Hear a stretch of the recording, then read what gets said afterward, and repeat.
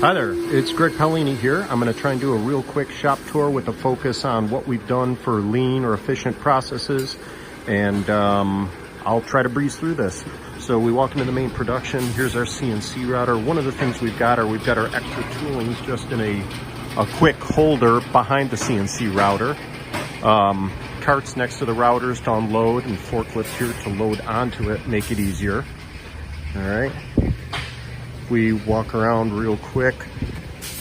Every main work area has got a cell designation. So here's our face frame assembly area. Everything that we need for putting face frames together should have a double yellow on it. So we look at our drill there. It's right close to where we need it. It's got 2 yellows on it. We know it belongs here. The glue bottle, the clamps, the screws, everything that belongs for face frames has got a yellow. Monitors in all the main cell areas. That way everybody has access to the shop drawings. In addition, you'll probably see some tablets floating around. Everybody's got a tablet here, and they've got all their information at their fingertips too. Whiteboards everywhere with markers. That way, as people get ideas, things that would pop into their head but you'd normally forget, we can capture those. This is one of the shared resources here, our chop saw. And again, we've got a saw gear on here. We've kind of gotten away from the tape measures and that sort of thing and stops because I've got several employees. They all need to read a tape measure the same way. So we put the saw gears in, but a side benefit is these things are so fast. They've paid for themselves instantly just in increased efficiency. So in my opinion, no matter what size shop you are, having some sort of automatic positioner like this pays for itself instantly. If you're in a situation where you need more time, you need more capacity, this will buy you some time and it'll pay for itself in a heartbeat. We've got another one, a razor gauge. I actually like that one better. It was the second one I bought. It's just a little bit faster. Not on how fast it moves, but just on how quickly we can enter information. Here's our door assembly area. And again, what kind of designates that it is the door area is we've got, our door work area. Everything in that area should have a yellow and a blue to signify it belongs to this area and it's within close proximity. All right, this happens to be our door assembly table. Here's our molder here. When we change the molder knives, there's a couple of wrenches we need. Well, we keep those handy right here on a rare earth magnet. So they're always right there where you need them. You never have to search for them. And again, we've got a whiteboard for notes. As we go along this way, we go into the door work area. And again, the drawer work area. Again, another monitor, another whiteboard, another positioning stop. This happens to be the razor gauge one. But everything we need here, it's within 5 steps. And that's what we're trying to do here, is we're trying to keep everything so that you don't have to go far. Tools themselves are kind of archaic sometimes, but they get the job done, and we're not having to go far to use them. I'm going to wander into the main shop, and you'll see the famous Hafele carts. As I make that trip, I got a shout out to Matt Craig, who he was the idea for the little computers on those big monitors. This is our cart parking, but it doesn't have parts on it. It tends to be our cardboard dump, which we go to once or twice a week. So we walked out of the main production shop into the larger shop, actually, which is finishing and final assembly. So everything kind of has a flow to it. Raw materials came in the other side. It's working through into this side. So here's our parts that are staged, ready for finish in the finishing process. As we go through more and more, our shop-made spray booth. Pretty much everything we're doing is waterborne, so it's pretty healthy. Our guns are staged right here. The guns that we're using the PPS system on those guns because it's fast. You switch real easy. It's clean.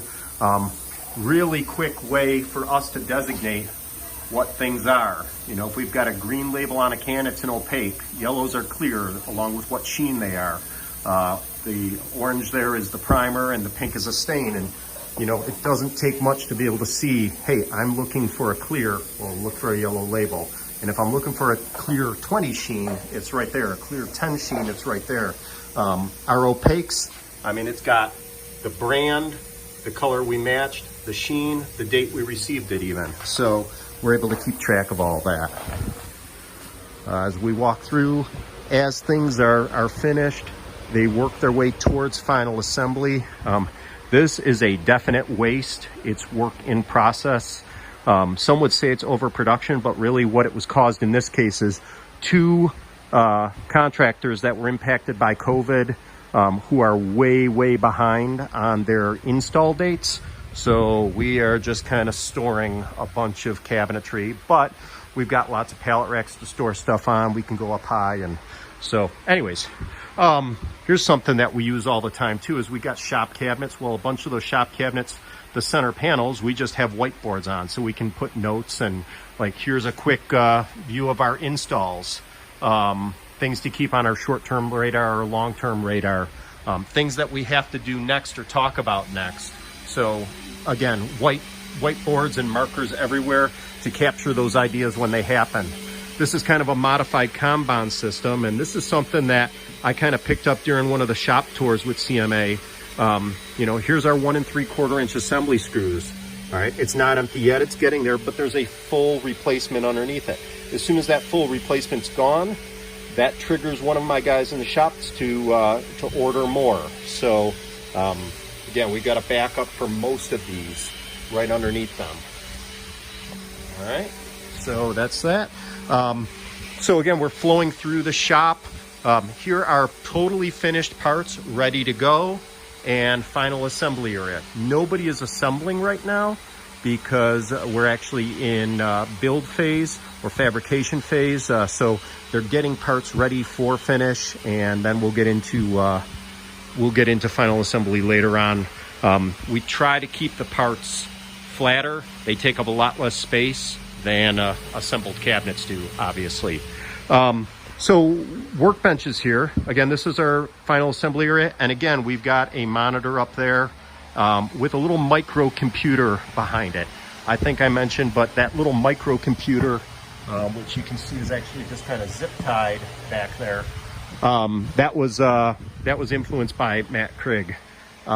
So we've got those in place so that everyone can just look at the shop drawings, see what sort of things need to be built, and it's accessed right there real easy.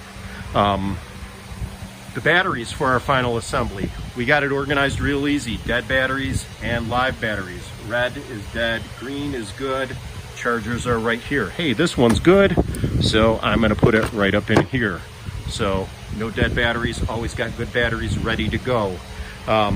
Here's another idea next to our bander. Now, our bander is not near our CNC because primarily we do face frames, and most of the parts we need to band are after finishing. So it makes sense that you know, our parts come down to the bander in this order after everything would go through finish normally.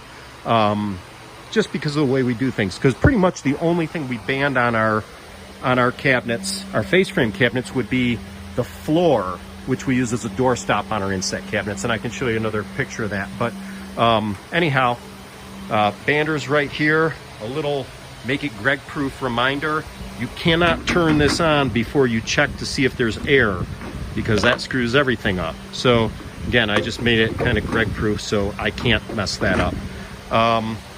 All right, and here's banding. This, I think, is this idea itself I kind of borrowed from Jay Miller in CMA, but it's something that we've seen over and over again.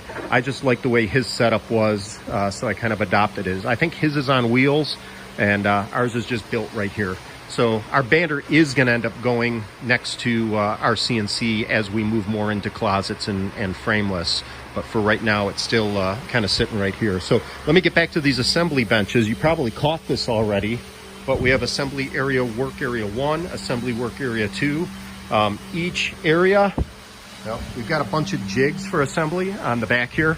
And each work area, if you take a look, you see glue bottles, impact guns, drills, nailers, all with blue on them. There's a bunch of other tools all with blue on them. We know they belong to this station, so that's where they live.